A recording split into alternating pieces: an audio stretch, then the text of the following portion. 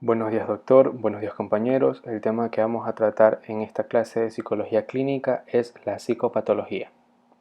Los integrantes de este grupo son Emily Rojas, Samuel Sancán, María José Robalino, Valeria Martínez y Melina Franco.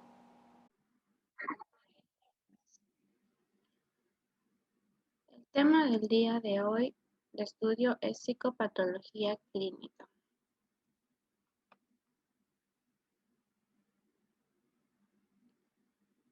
Bien, para iniciar tenemos qué es la psicopatología clínica. La definición: la psicopatología clínica es una ciencia que aborda específicamente la conducta humana, que ésta se centra en el estudio científico de la conducta anormal, tanto en los aspectos descriptivos como son la descripción clínica, la clasificación, el diagnóstico, entre otros, y también como los conceptos etiológicos, como vienen a ser los factores causales, las teorías y los modelos etiológicos.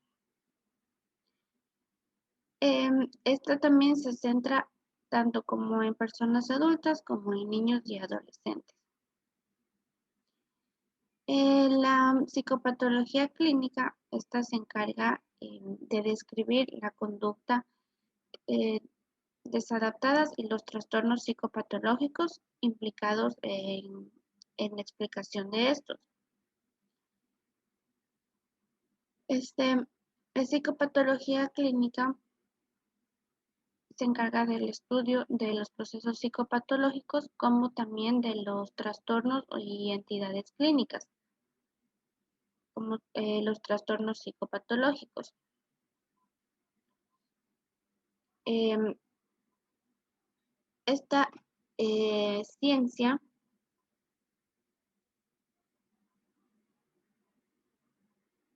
se basa en o sea, va más allá de solamente un estudio psicológico, sino que es la unión del estudio psicológico basado en una concepción médica.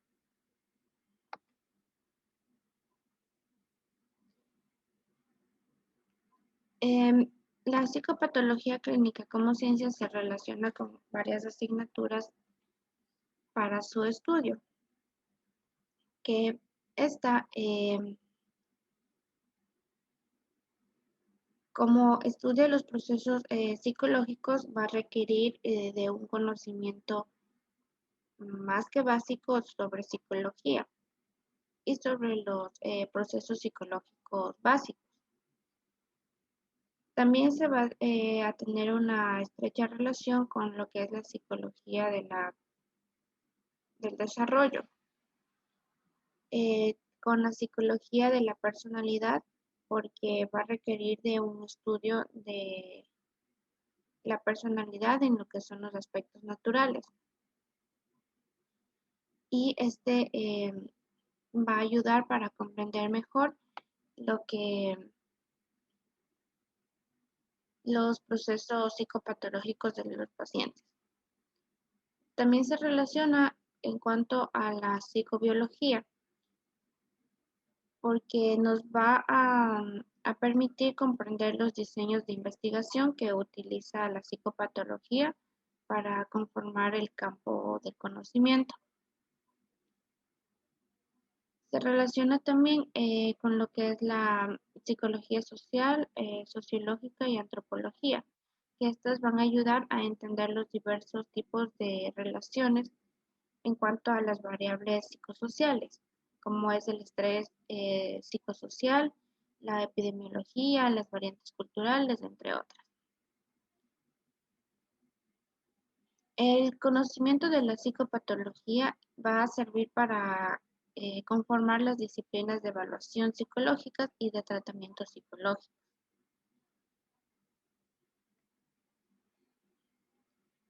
Bien, un estudiante de psicopatología, cuando inicia este proceso de estudiar la asignatura,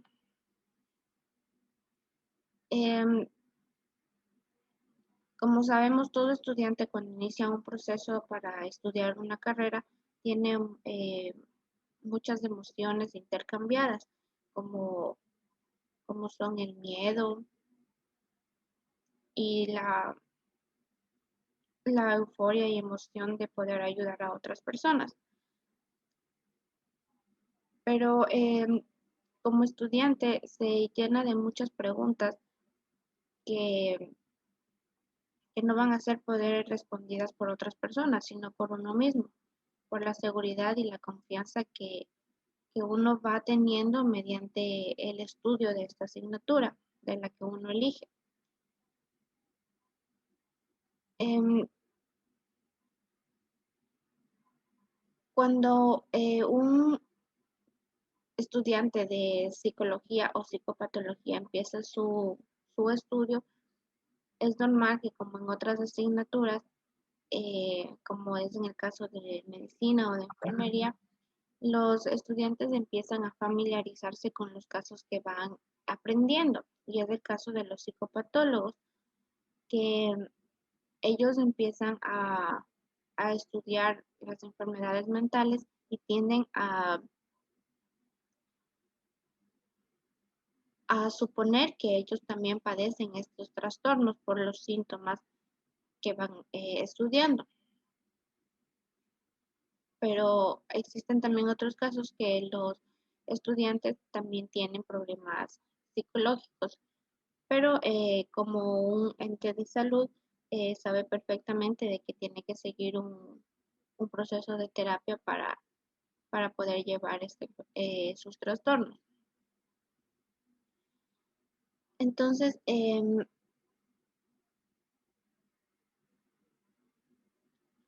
un estudiante de psicopatología tiene que saber poner un límite entre los problemas psicológicos y los trastornos.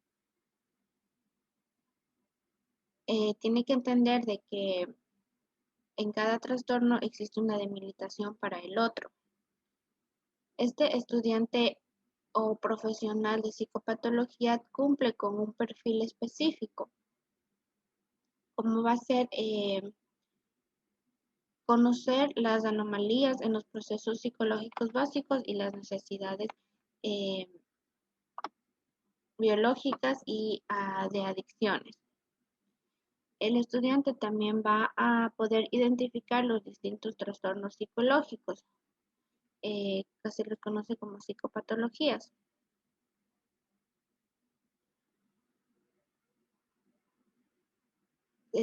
Según la clasificación que se va estudiando en el perfil.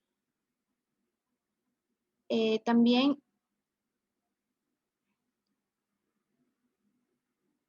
va a poner en relación, o sea, va a poder poner la relación entre la teoría y la evidencia empírica respecto a los distintos trastornos que se van estudiando.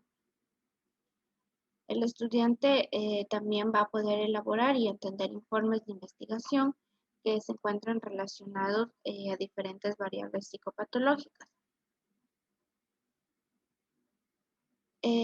Va a poder aplicar los procedimientos para describir y organizar los distintos signos y síntomas de los distintos trastornos y también va a formalizar y comprender los criterios de diagnóstico de los trastornos mentales. Otra cualidad que debe tener es desarrollar las competencias en el uso del manual de estadística y diagnóstico de los trastornos mentales, como es el TCM. Y este, aquí no existen diferencias significativas en los criterios diagnósticos y él tiene que saber interpretar también un informe clínico con el contenido psicopatológico. Esto es muy importante.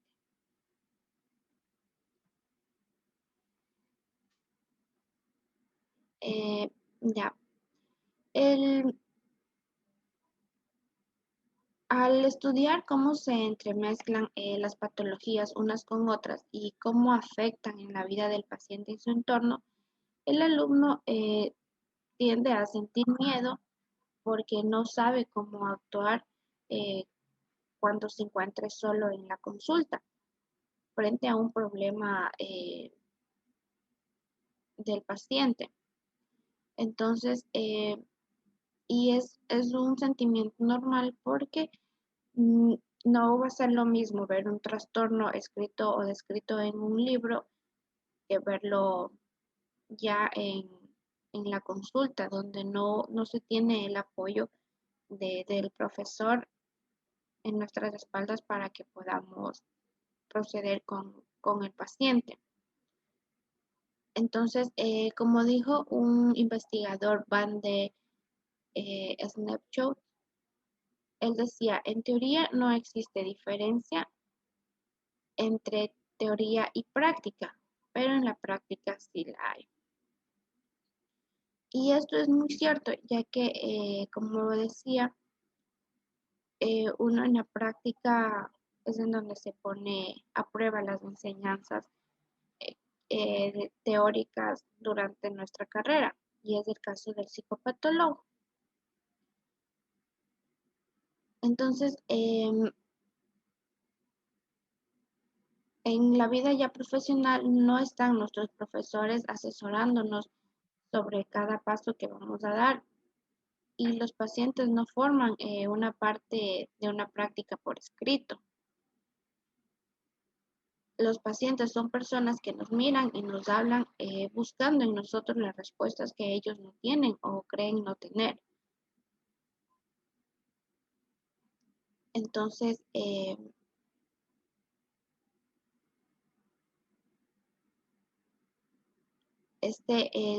los pacientes em, tienden a buscar ayuda en nosotros para poder encontrar una respuesta a todos sus problemas. Entonces, el psicopatólogo en sí se va a encargar, cuando tenga el paciente, de estudiar cómo se entremezclan unas patologías con otras y cómo afectan específicamente a la vida del paciente y su entorno, siempre relacionado con el asunto clínico.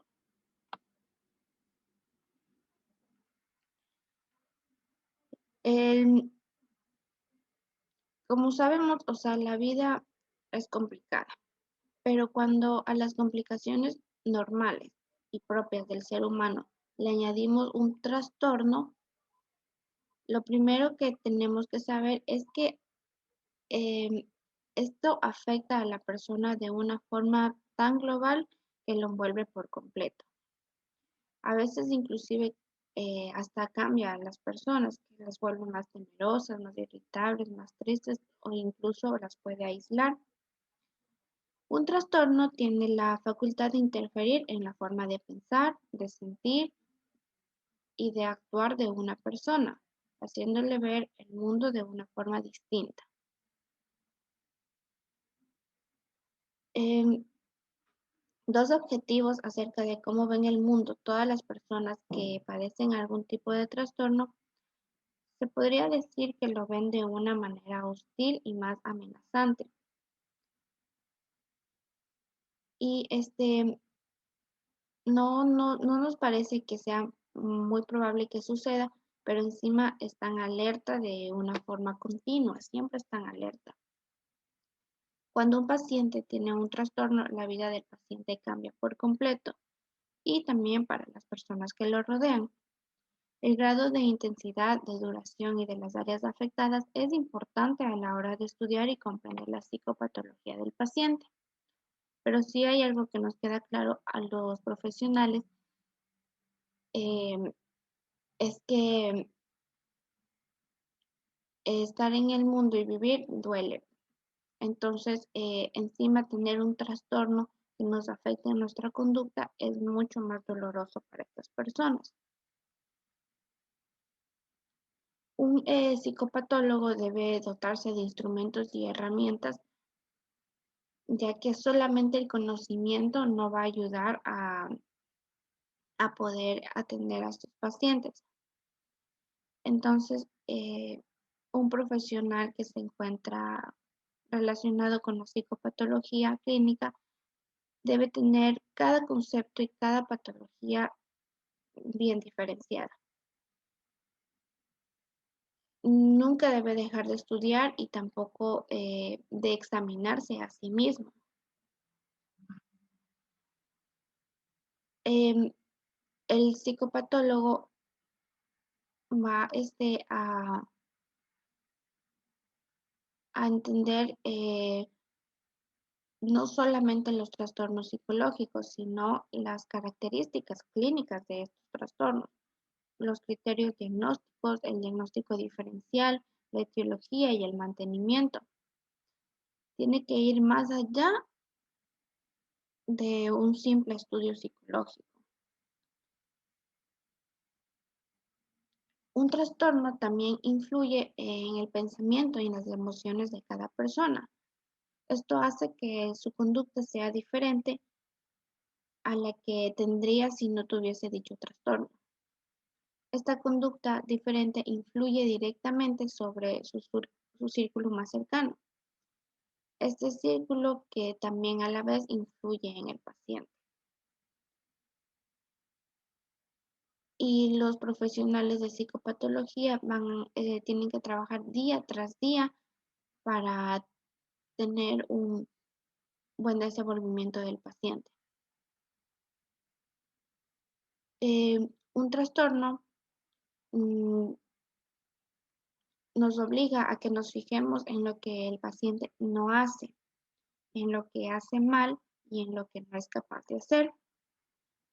Y esto como que hace que se pierda la visión total y amplificada de una persona. Entonces, el psicopatólogo debe estar muy atento a lo que sí hace, a lo que hace bien y a lo que es capaz de hacer el paciente a pesar de tener este trastorno, sea cual sea el que tenga. O sea, como dije antes, va más allá el psicopatólogo, viendo a la persona más allá del trastorno que tiene para poder ayudarlo.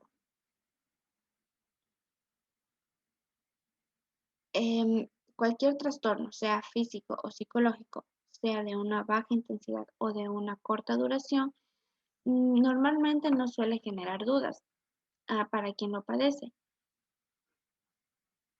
en cuanto a su identidad o sus consecuencias. Como un ejemplo ocurre después de una operación, por más leve que sea, nos solemos encontrar más débiles por un tiempo, pero no cuestionamos esa debilidad ni nuestra autoestima por no poder atender nuestras tareas durante un tiempo. Y aunque no podamos ni tengamos las ganas de salir, no pensamos que se nos está cambiando el carácter ni que no queremos como antes a nuestros familiares y amigos. Entonces, cuando necesitamos ayuda para ponernos de pie o comer, nos damos por hecho de que los demás piensan de nosotros que somos débiles e inútiles. Entonces, todo este proceso de enfermedad y curación lo consideramos absolutamente normal. Entonces, el no poder o no tener ganas de hacer las cosas no siempre nos gusta eh, hacer eh, que nos relacionemos con la vida que no nos interesa. Entonces, sabemos y sentimos que estamos enfermos, pero no creemos que nos hemos vuelto distintos, porque sabemos distinguir perfectamente de lo que somos capaces de hacer y de lo que estamos padeciendo en el momento. Entonces, esta es un ejemplo para poder diferenciar que cuando tenemos una enfermedad física es mucho más fácil conllevar la estabilidad emocional, pero cuando se tiene un trastorno, el paciente se llena de inquietudes que no sabe contestar y busca ayuda en un psicopatólogo. ¿Y por qué en un psicopatólogo? Porque él es el encargado de ver más allá del trastorno, de buscar aspectos clínicos, síntomas, signos que le ayuden a conllevar esto. Y tristemente se tiene la creencia de que si tengo una enfermedad física, pues es normal, pero si tengo una enfermedad psicológica, se los considera como personas raras. Y es muy difícil que acudan a consulta o busquen ayuda psicológica. Gracias.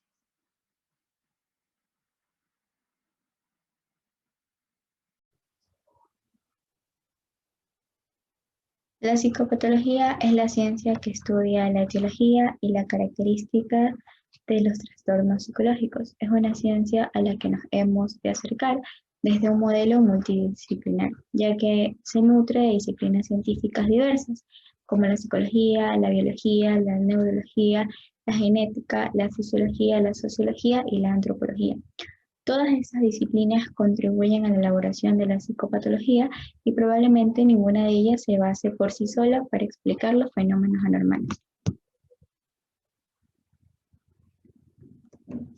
Ámbito de la disciplina. Las disciplinas que por su objeto de estudio son de especial interés en la relación con la psicopatología son la psiquiatría, la psicología clínica, la psicología de la salud y la psicología de la personalidad.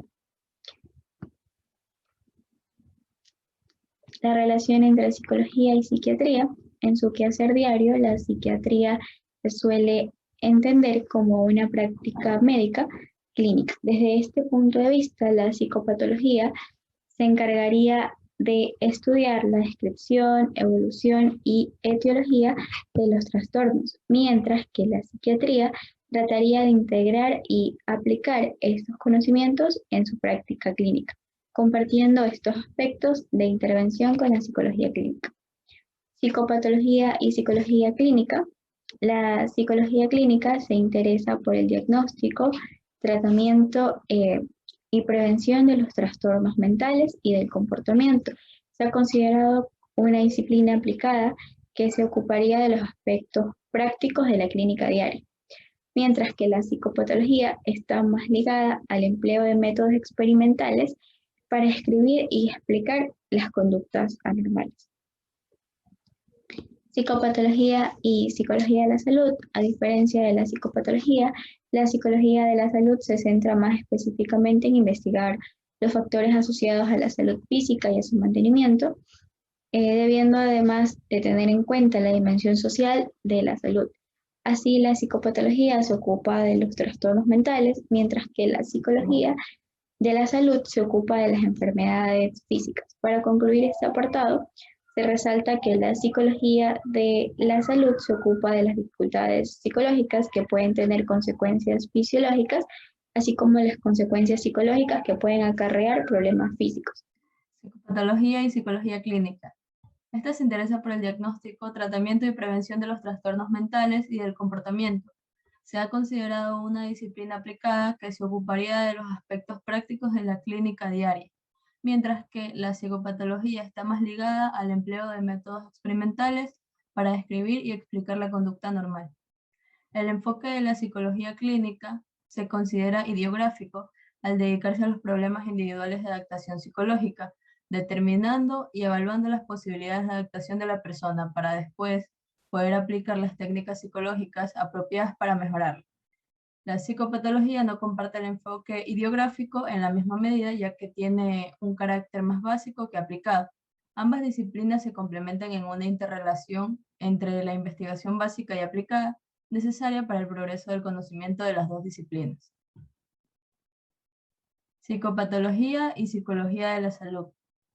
La psicología de la salud asume como disciplina el estudio de la interacción entre variables psicosociales y enfermedad o salud. Esto contribuye desde la psicología a la promoción y mantenimiento de la salud, a la prevención y tratamiento de la enfermedad y a la identificación de la etiología y los correlatos diagnósticos de la salud y de la enfermedad para mejorar el cuidado de la salud. Comparte con la psicología clínica antes referida el aspecto de intervención y de prevención de la enfermedad. La diferencia fundamental es que principalmente hace referencia a la enfermedad física. Sin embargo, en tanto que se apoya en una concepción holística e integral del ser humano, también atiende a la salud mental. La psicología de la salud va a constituir una disciplina aplicada que se nutre de una amplia gama de teorías y métodos de muchas disciplinas psicológicas básicas, entre las que se va a encontrar la psicopatología, recogiendo aportaciones de la investigación básica de esta. La psicopatología también se va a ocupar de los trastornos mentales, mientras que la psicología de la salud se va a ocupar de las enfermedades físicas. Psicopatología y psicología de la personalidad.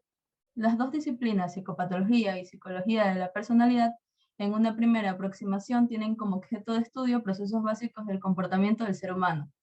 El estudio de la personalidad, por tanto, aportará un marco teórico a la explicación y comprensión de los trastornos de gran importancia.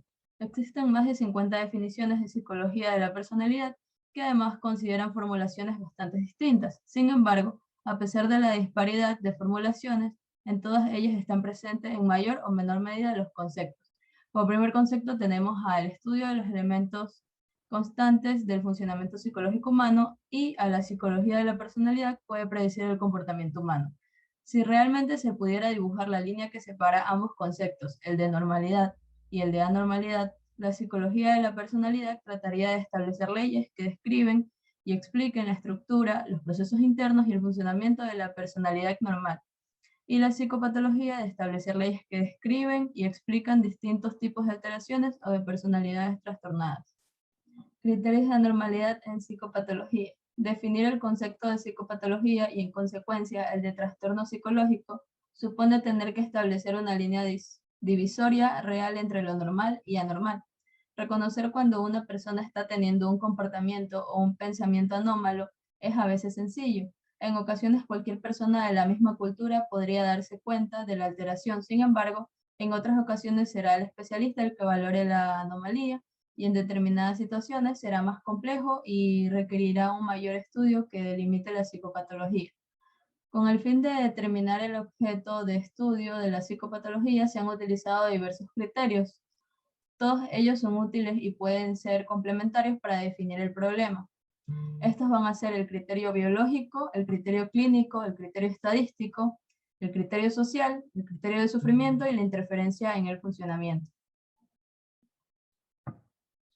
En el criterio biológico tenemos que se va a centrar en la idea de que las manifestaciones psicopatológicas se deberían a disfunciones de estructuras o procesos biológicos. Asumir este supuesto significa aceptar que los trastornos psicopatológicos tienen una etiología orgánica. El criterio clínico se trata del reconocimiento, por parte del evaluador, de unas alteraciones objetivas, como serían los síntomas o signos cuya presencia supone una disfunción. En ocasiones estos síntomas serán subjetivos, como por ejemplo que el paciente diga, siento angustia, estoy triste, etc. El criterio estadístico parte del supuesto de que las características de las personas tienen una distribución normal en la población general. Por tanto, las experiencias anómalas serán todo aquello que se desvía de la norma, que en estadística se identifica con la media aritmética. Así se considera psicopatológico lo infrecuente, lo que se encuentra fuera de los límites de la distribución normal. Por tanto, las diferencias entre lo normal y lo patológico serían cuantitativas. El criterio social consideraría psicopatológico aquello que se desvía de las normas sociales establecidas, lo que se aparta de las normas dominantes en una determinada sociedad o en un momento histórico. El criterio de sufrimiento está referido a la presencia o ausencia del dolor, en este caso dolor psíquico. Este criterio implica que la anormalidad psicológica debe concretarse en una vivencia subjetiva dolorosa. Así, algunos ejemplos serían la persona con una depresión profunda que sufre anímicamente, la expresión de angustia dolorosa en una crisis de ansiedad o el miedo producido por unas alucinaciones. Interferencia en el funcionamiento. Esto se refiere a que el problema esté causando algún deterioro que interfiera en el desarrollo de la vida cotidiana de la persona que lo sufre. La interferencia se refleja en una o varias áreas importantes de la vida, como el trabajo, las actividades sociales, el ocio, la vida familiar o de pareja, entre otras.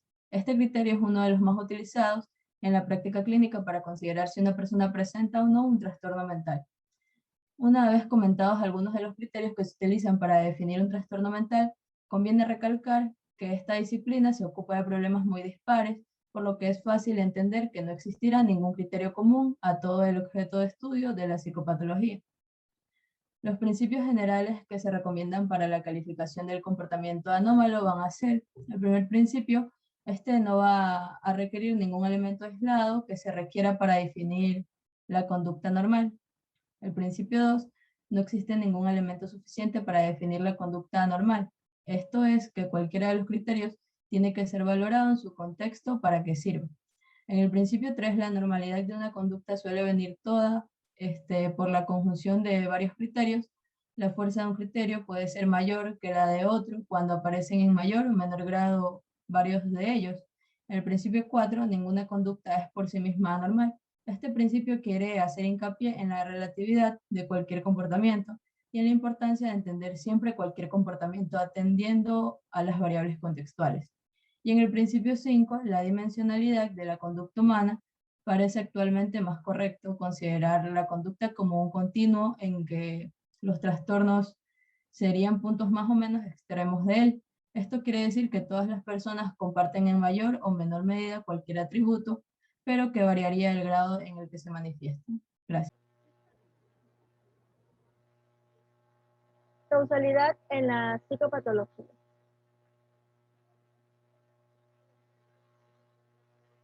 Causalidad en la psicopatología. La psicopatología clínica trata de entender los trastornos psicológicos para poder actuar sobre ellos de una forma eficaz y así poder darles un buen tratamiento. Para ello es necesario conocer las causas y acercarse al motivo por el que pueda aparecer un trastorno, también qué factores pueden influir en su desarrollo, ayudará a proceder con mayor efectividad sobre dichas alteraciones. Estudiar la etiología de los trastornos psicológicos requiere de una visión amplia e integradora de los profesionales. ¿Cuáles son las causas de los trastornos mentales? Los trastornos mentales no tienen una causa específica, pero se cree que que algunos de los factores son los factores genéticos y ambientales, los cuales van a estar relacionados con el desarrollo. Debido a la falta de información, muchos profesionales de salud piensan que para seguir el progreso, la ciencia debe de adoptar un método de explicación integral y logística para poder abarcar de una mejor manera el tema. Actualmente, la mayoría de los investigadores concluyen que existen distintas perspectivas para explicar y definir los trastornos y todas ellas pueden ser muy diferentes y complementarias. Ahora, la causalidad en la psicopatología, después de observar que cuando se estudian los modelos de una forma aislada, los resultados tienen una información insuficiente, se ha optado por mejor abarcar todos los modelos de una perspectiva global. Así se ha llegado a la conclusión de que todos los factores que puedan estar relacionadas con el desarrollo del trastorno tienen que estar en el estudio, ¿no?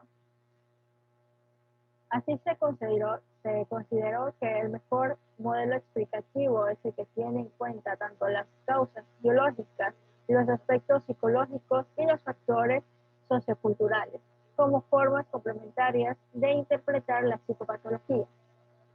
Se tiene que entender también las relaciones, las interacciones entre el funcionamiento psicológico, biológico y social. Uno de los modelos que abarca todos estos aspectos es el modelo biopsicosocial de Engel, el cual fue formulado en 1977. Este constituye un punto de partida útil en lo que es la comprensión de la psicopatología. El postulado de este dice que tanto la salud como la enfermedad son el resultado de la interacción del individuo, tanto en los factores biológicos, psicológicos y sociales. Y por ello es necesario tener en cuenta todos los factores en la determinación de la enfermedad y en el tratamiento. Ahora, el modelo psicosocial se va a oponer al dualismo mente-cuerpo. El dualismo sugiere que las personas están formadas por dos sustancias de diferente importancia, tanto la mente y el cuerpo. La mente dice que es una sustancia inmaterial, no extendida y pensante. En cambio, el cuerpo es una sustancia material, extendida y sin la capacidad de pensar. Entonces, como consecuencia, el cuerpo va a seguir las leyes mecánicas, en cambio, la mente va a crear dos historias colaterales. una con respecto a lo que va a suceder en la mente y otra a lo que sucede en el cuerpo. Y es por eso que el modelo biopsicosocial se le da una mayor importancia a los factores sociales y culturales que a los psicológicos y físicos. Este modelo defiende la idea de que la relación entre los factores no es aditiva, sino que todos estos se complementan entre sí. También es importante no caer en el error de pensar que este modelo implica que se le dé la misma importancia en todos los casos. Por ejemplo, en lo que es el síndrome de Down, la influencia del factor genético es decisiva y la importancia de la educación o de los acontecimientos vitales estresantes o secundarios. En cambio, en la psicosis esquizofrénica se considera que los factores hereditarios y biológicos son determinantes, aunque también hay factores ambientales y psicosociales en la aparición y curso y el pronóstico de la enfermedad. Sin embargo, cuando se desarrolla una fobia, los factores psicológicos y ambientales pueden haber sido determinantes. Por ejemplo, si una persona se quedó atrapada en un ascensor, esto puede desencadenar una fobia posterior, ¿ya? Ahora, en esta misma línea de integración, el profesional Teodoro Millón, en el 2006, un autor americano de gran prestigio en el estudio de los trastornos de la personalidad, considera que tanto la integración de teorías es clave en el estudio de la formación de trastornos de personalidad, también en la evolución y en su posterior tratamiento. Considera que es importante conocer a la persona, o sea, es importante conocer la estructura básica de la persona, tanto las influencias biológicas y psicológicas, también conocer sus cambios y su evolución en el tiempo. Ambos aspectos van a ser muy imprescindibles para entender su funcionamiento. Defiende que lo que en serio importa en la mayoría de los trastornos es la personalidad, ya que ya que la personalidad es cómo la persona se enfrenta y cómo la persona va a tolerar las diferentes situaciones de la vida. ¿Ya? La concepción tiene grandes implicaciones en el tratamiento psicológico, o sea, quiere decir que será muy diferente tratar los síntomas de una fobia en una persona que ha tenido un problema concreto, o sea, en una persona que le ha mordido un perro, en cambio,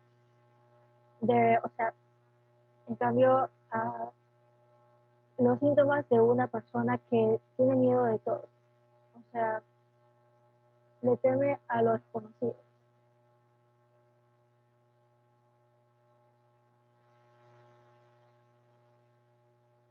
Ahora, dentro de la clave del bienestar psicológico, vamos a ver que no es ni la ansiedad, ni la depresión, ni los estresores de la temprana niñez o de la vida contemporánea, sino que los determinantes de los trastornos va a ser cómo la persona, o sea, va a ser la personalidad, cómo la persona enfrenta la vida y las circunstancias, ¿no? Cómo la persona reacciona. El psicólogo Millón defiende que no hay que desmenuzar los posibles factores que influyen en la formación del trastorno, ya que esto podría producir la pérdida de la comprensión global. Más bien, el objetivo sería buscar las causas que ofrecen una guía general, amplia y unificadora. En las causas psicológicas va a ser importante una gran variedad de contenidos, tanto los cognitivos, los psicoanalistas, los sistémicos y los fenomenológicos. Dentro de las causas socioculturales está cuando nos referimos al ambiente, que va a ser desde una perspectiva amplia, en la que además de los factores básicos se van a incluir las influencias físicas y químicas que pueden alterar nuestro sistema nervioso, como las radiaciones, las toxinas, agentes infecciosos, traumatismos y la dieta. Estos factores físicos los cuales son ambientales, actúan durante el embarazo y siguen influyendo a lo largo del desarrollo del individuo. Una manera de organizar las causas biopsicosociales va a ser atendiendo a la influencia para predisponer el desarrollo de trastornos mentales. Están los factores predisponentes que establecen la base para que pueda aparecer el cuadro. Estos podrían ser aspectos genéticos, cuestiones relacionadas con el embarazo, el parto, relaciones con los padres en la infancia, apego y afectividad en el tipo de personalidad. Los factores precipitantes se refieren a sucesos claramente delimitados que van a ocurrir poco antes de las manifestaciones patológicas. Los más frecuentes van a ser las separaciones amorosas, pérdidas afectivas por la muerte de un ser querido, cambios vitales o los cambios hormonales. En cambio, los factores del mantenimiento son aquellos que hacen referencia a las condiciones personales que van a influir en el presente del individuo para que el trastorno se mantenga. Estos pueden ser de orden personal, familiar o desarreglos en algún factor biológico. Habría que tener también en cuenta los factores protectores o las propias fortalezas psicológicas del paciente. Se tiene que tomar en cuenta los factores que hacen disminuir las posibilidades de desarrollar el problema clínico o un trastorno psicopatológico. Actualmente se utiliza el término de resiliencia para definir la capacidad para funcionar de forma efectiva ante la adversidad o para recuperarse tras un fuerte impacto social o tras un fuerte impacto emocional. ¿Ya?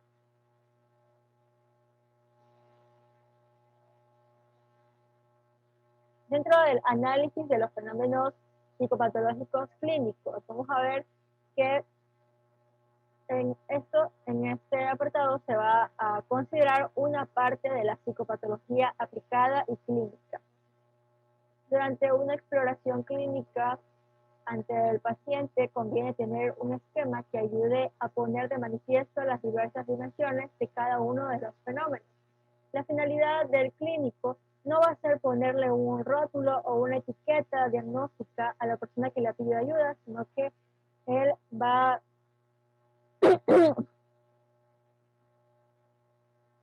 a conocer las distintas anomalías mentales y del comportamiento, también va a saber qué cuadro conforman cuando aparecen conjuntamente.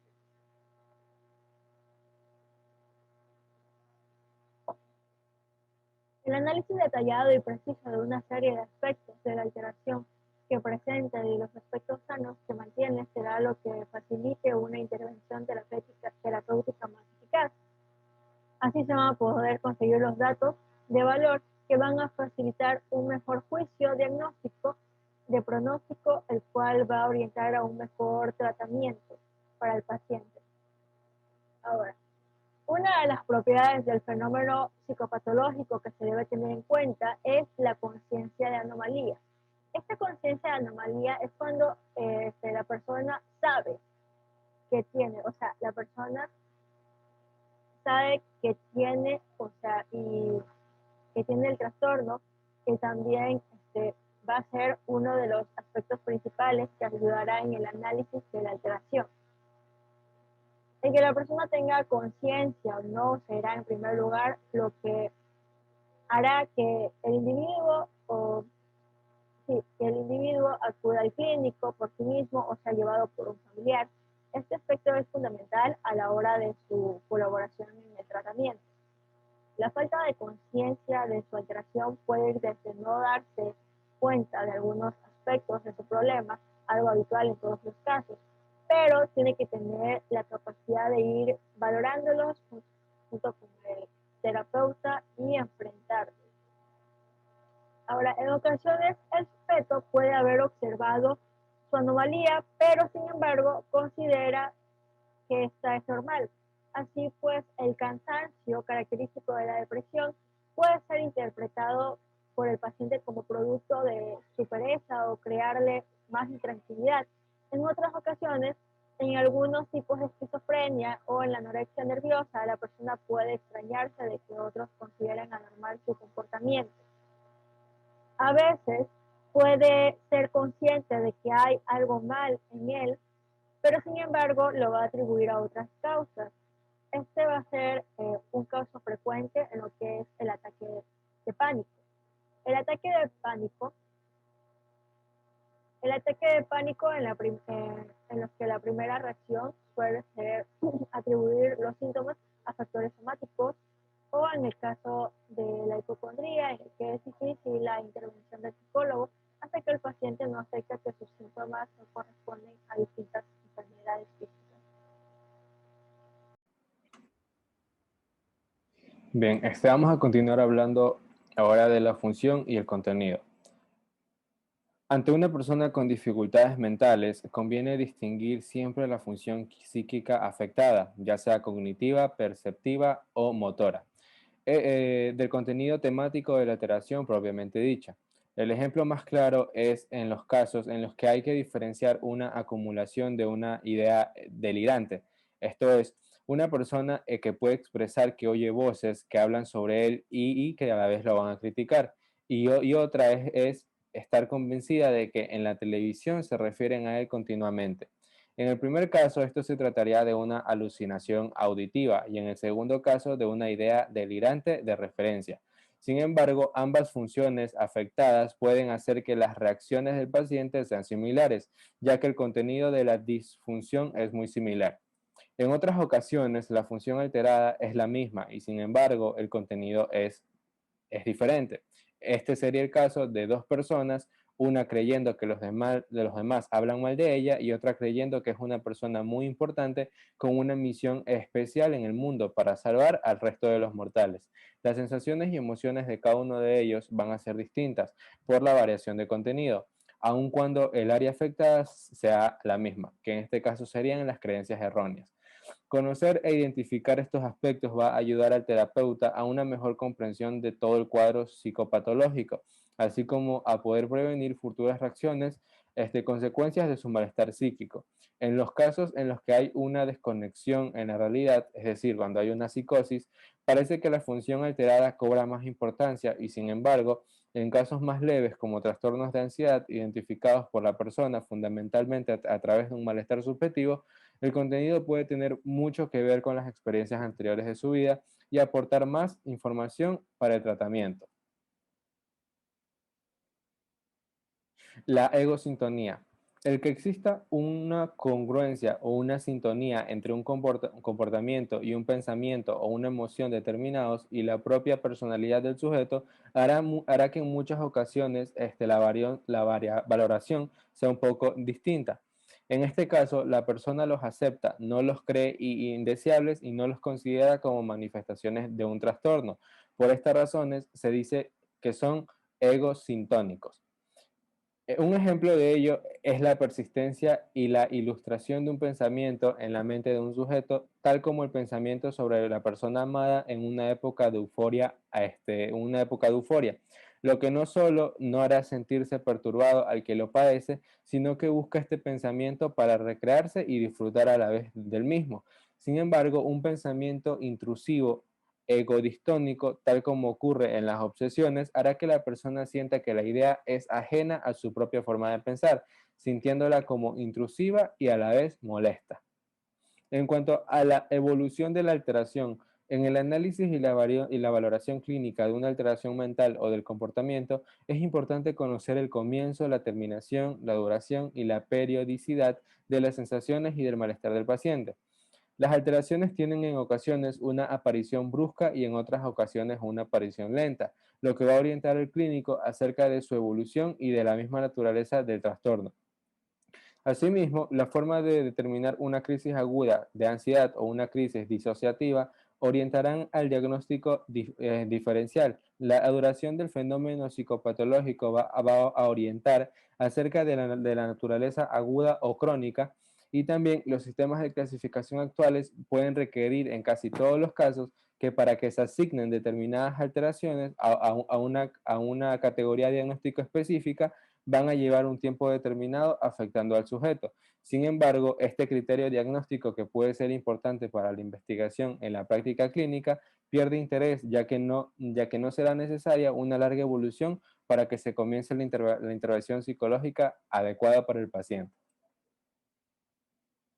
En cuanto a la intensidad y la cualidad, la anormalidad suele ir asociada a un criterio de intensidad. Todas las personas pueden tener sensaciones o emociones iguales a las consideradas patológicas, pero con una menor intensidad. Quizá el criterio para poder diferenciarlo es que suponga un sufrimiento personal o afectar alguna de las áreas de sus relaciones personales, sea con familiares o también en relaciones de tipo laboral. Definir cuando el malestar de una persona tiene suficiente intensidad para considerarla como anómala es una cuestión que a veces se presenta difícil, ya que cuantificar el sufrimiento personal no es una tarea nada sencilla. Existen algunas alteraciones psicológicas que llevan consigo la anormalidad por sí mismas y en las que no se trata de valorar la intensidad, ya que la naturaleza de su patología es de naturaleza cualitativa. Al no existir transiciones con la normalidad, este es el caso fundamentalmente de lo que serían las alucinaciones y también de los delirios.